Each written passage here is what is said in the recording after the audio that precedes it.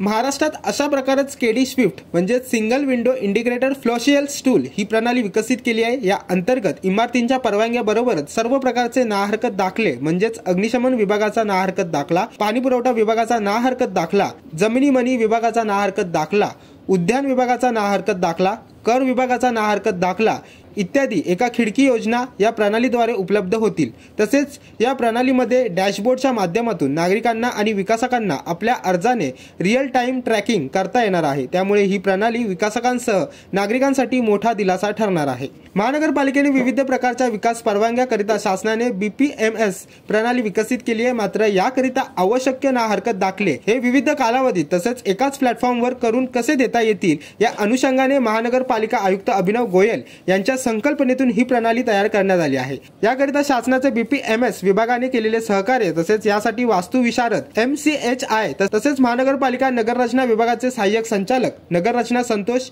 डोईफोडे, नगररचनाकार सुरेंद्र टेंगळे तसेच माहिती व तंत्रज्ञान विभागाचे उपायुक्त समीर भूमकर यांनी विशेष परिश्रम घेतलेत। आपण आज कल्याण डोंबिवली महानगरपालिका या अंतर्गत माननीय मुख्यमंत्री आणि माननीय उपमुख्यमंत्री महोदय यांच्या निर्देशाप्रमाणे 150 दिवशीच्या जे सुधारणा कार्यक्रम आहे त्या अंतर्गत गव्हर्नन्स आणि ईज ऑफ डुईंग बिझनेस करण्याकरिता केडी स्विफ्ट म्हणजे Kalyan Dombivli single window integrated facilitation tool अशी एक प्रणाली विकसित केलेली आहे। याच्यामध्ये आपण बिल्डिंग परमिशन मॅनेजमेंट सिस्टम याला विविध प्रकारची NOCs जे लागतात त्याला एकच प्लॅटफॉर्मवर आणून उदाहरण स्वरूपात fire NOC, tax NOC, water NOC, garden NOC, drainage NOC हे सगळी गोष्टी विविध ठिकाणी न भेटता एकच ऑनलाईन प्लॅटफॉर्म वरून इंटिग्रेटेड पद्धतीने नागरिकांना आणि विकासकांना कसे भेटेल याकरिता प्रणाली विकसित केलेली आहे। यामुळे विकासकांना आणि नागरिकांना घरी बसून अप्लाई करता येईल आणि विशिष्ट कालावधीमध्ये SOP प्रमाणे आपण हे सगळे NOCs आणि परमिशन्स या ठिकाणी या प्रणालीवरून देणार आहोत।